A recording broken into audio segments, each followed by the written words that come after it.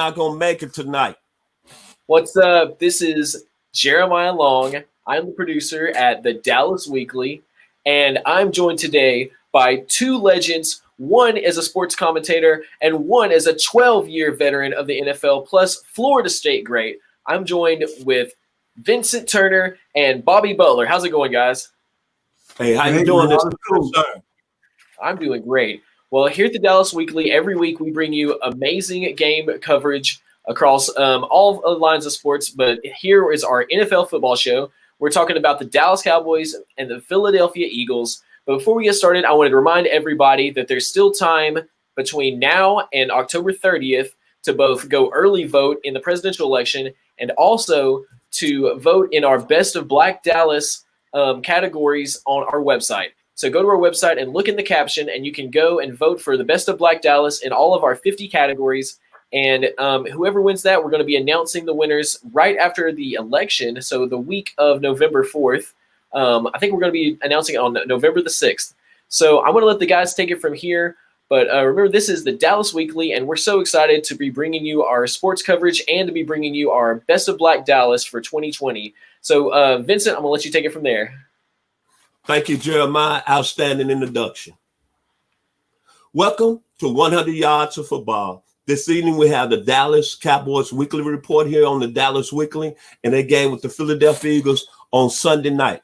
However, it might be changed to Sunday afternoon from Sunday night. There's word out there that they're going to take it out of prime time. So joining me today, I missed them last week because of a previous arrangement. We weren't known. He wasn't when we covered the Washington Redskins, but I'm bringing him back. He's the very talented, as Mr. Jeremiah said, two-time All-American at Florida State. From the 305, he always want me to put that out there. He always wants me to say he was the starter of defensive back U at Florida State, which he's considered the greatest in college football history. And he played 12 years with the Atlanta Falcons, and he was a first-round draft choice. He also wanted me to put that out there. That it was the best draft ever in NFL draft history.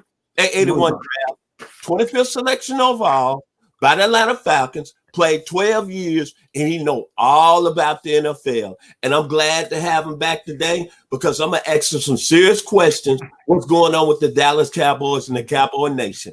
My man, Mr. Bobby Butler. So if you like the video today, please comment and share it and get ready for this magic carpet ride because there's going to be a lot of things said within these 30 minutes. Brother Bob Butler, BB, how you doing, man? Man, I'm doing good, Vincent. How you doing today? Hey, man, I'm ready, man. I'm fired up. I'm happy. I'm blessed. Like I said, I couldn't be more honored and more proud and blessed to be doing this with you, sir. Well, so let's get on there. Dallas Cowboys.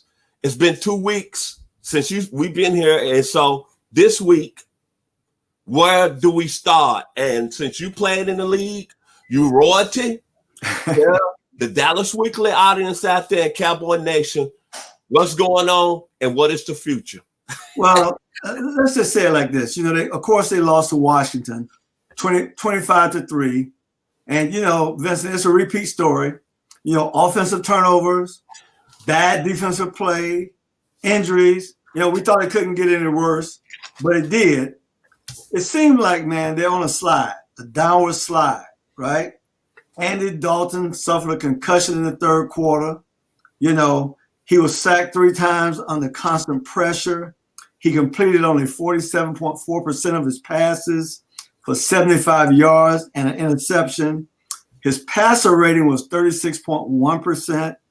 You know, John Bostic, linebacker for Washington, took him out, you know, while he was sliding. It was a cheap shot. It was a dirty play, right? He got ejected. But here's the problem. No more Andy Dalton. You know, even though he's ejected, I don't expect Andy to play this week. You know, due to concussion protocol. It's not that easy to come back like that. So if I had to make a decision, really, for this season, I wouldn't play Andy this week. What I would do, I would play Ben DiNucci. You know, he will have to start for me. All right. But let's talk about that game, though. Washington, defense dominated Dallas offense. You know, we always talk about those pretty toys they got in Dallas, and they do have them. But the problem is, like I always tell everybody, week by week, football is not that hard of a game to understand. You know, if we're built up front, if we build our program right, we don't have problems. Well, Dallas has got some serious problems on their offensive line. The quarterback was sacked. Washington defense sacked them 6 times. They had 8 quarterback hits. They had 6 tackles for losses, 59 yards passing, and Dallas had only 142 total yards on offense. That's not going to cut it. That's not going to cut it. Of the 11 passes that were completed, 7 of them were caught by Amari Cooper for 80 yards.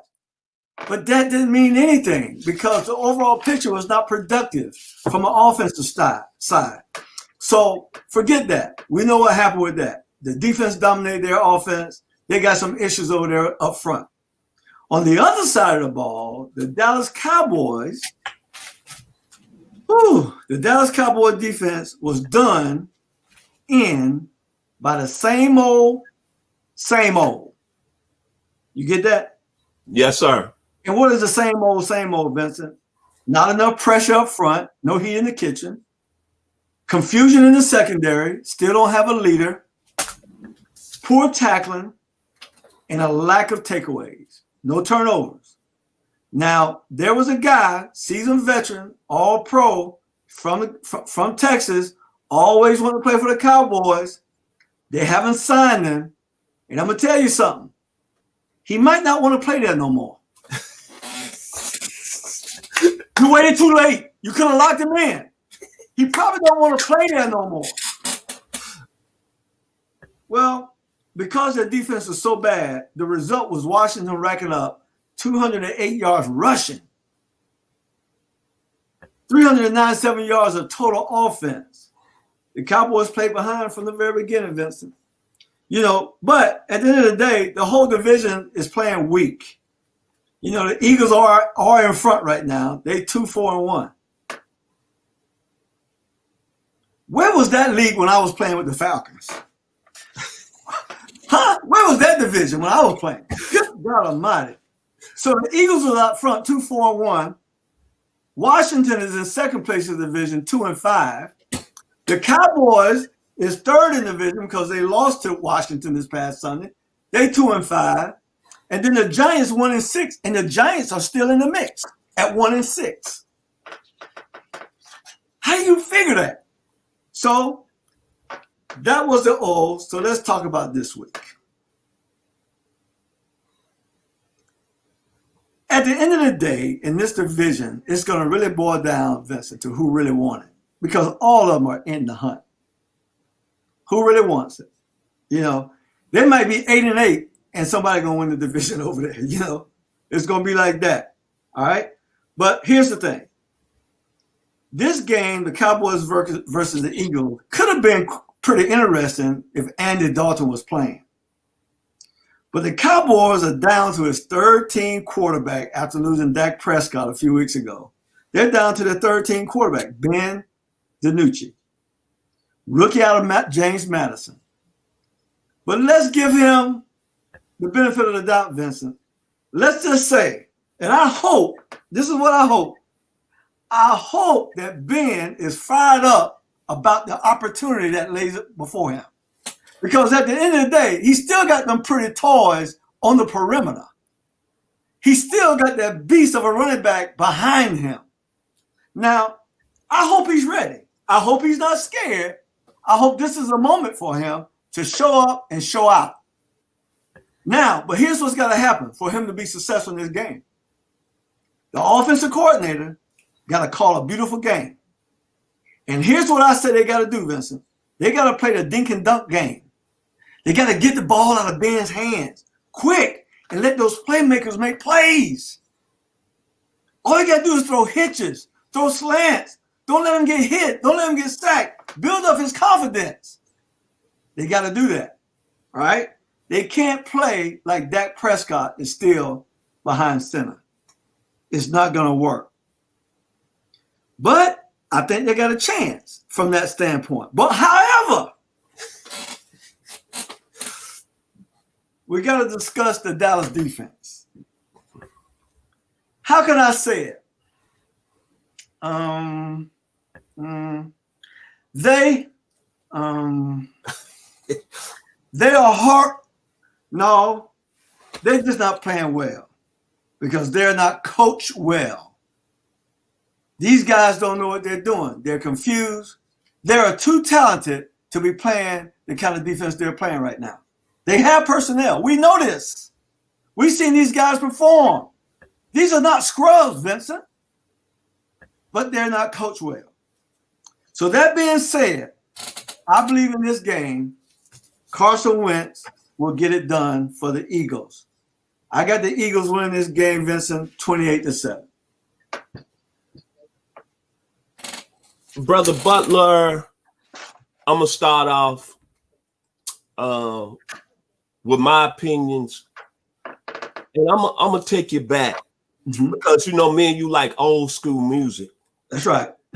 So I'm going to take you back to a man that I fell in love with at 10 years old from San Francisco, California. And his name was Sly and the Family Stone. And they had a song when Dallas was winning them Super Bowls from 92, 93, and 95. And he had a song, Hot Fun in the Summertime. Yeah. Hot Fun.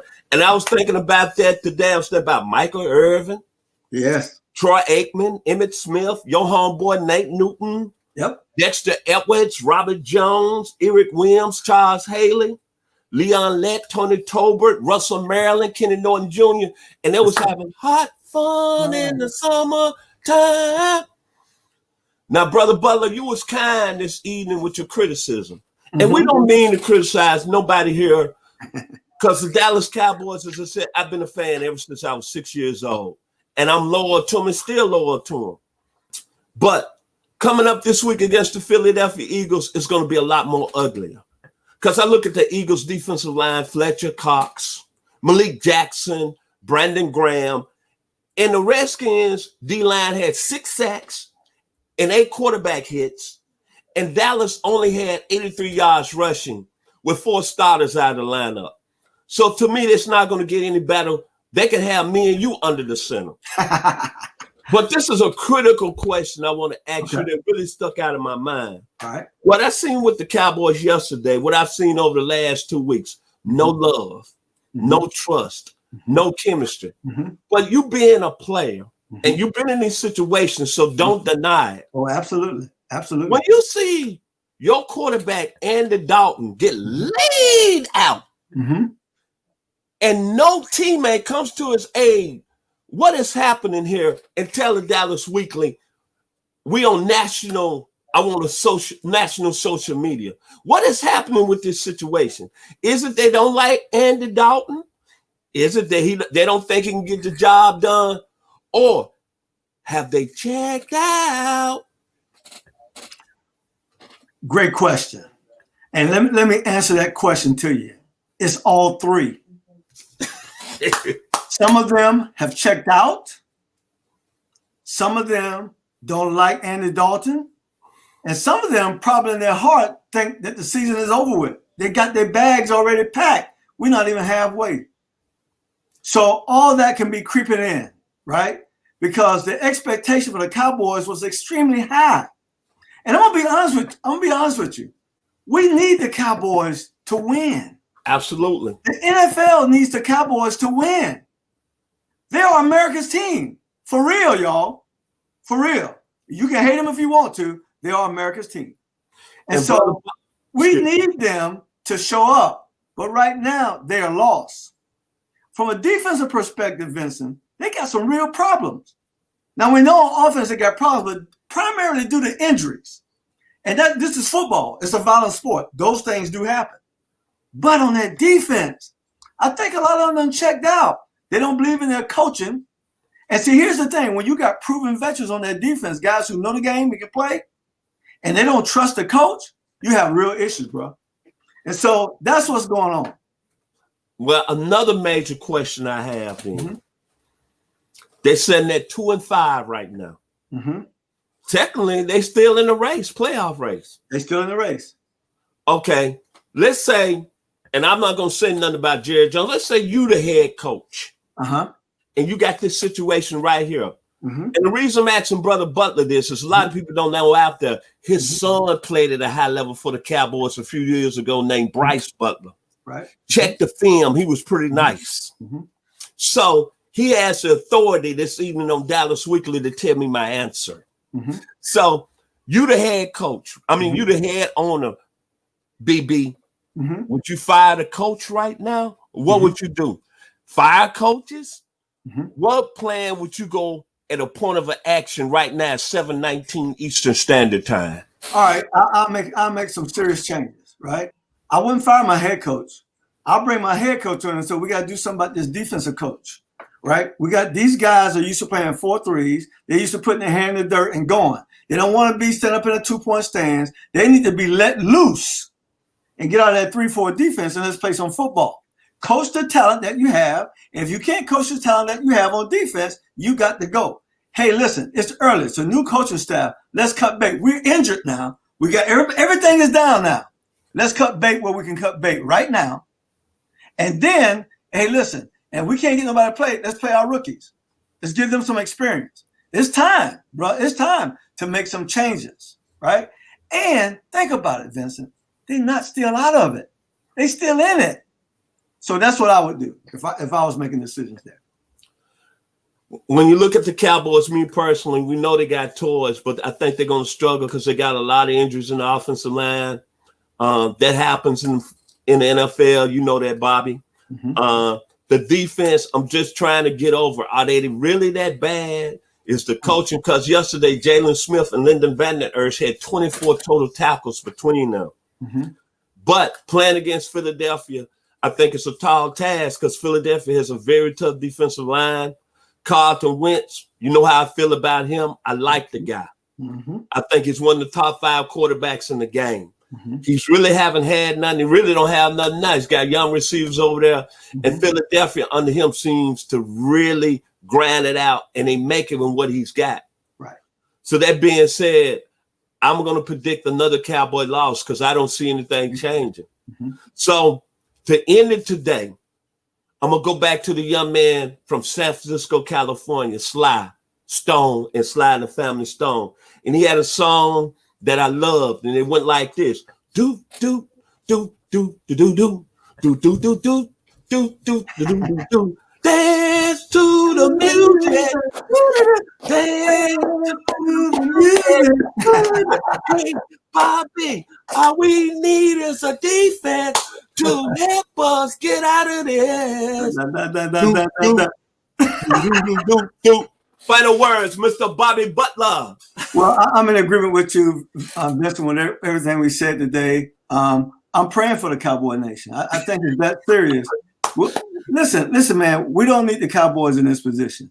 You know, we don't need the Cowboys in this position. We need them to show up. And I like to see them develop their depth, develop what they can develop at this point. But they may have to cut some bait in the coaching staff right now. That's your final word? Final word. Okay. If you like the video today, please comment and share it. As I always do, the great poet from Washington, D.C., Marvin Gaye. They could probably gonna move the game from Sunday night to Sunday day. That's what they're talking about on Twitter and on other social media outlets. But it's the great Marvin Gaye say, let's get it on. And I want to always end it like this. AKA, I'm Vincent Turner, the baby boy, and the only son of Chester and Inez Turner from the 901, my fabulous hometown, Memphis, Tennessee. Now, Brother Butler, do you want to give kudos to your beautiful parents? Well, my beautiful parents, my dad's got a birthday. His 84th birthday is coming up this Saturday on Halloween. Reverend Butler, shout out. And even though I was born in the 305, now I'm no longer in the 305. I'm in the 561, Vincent. And, God bless. Shout out to my folks. God bless. If you like the video today, please comment and share. It's always a pleasure. Here, the Dallas Cowboy Weekly. The Cowboys and Eagles this week. We'll see you.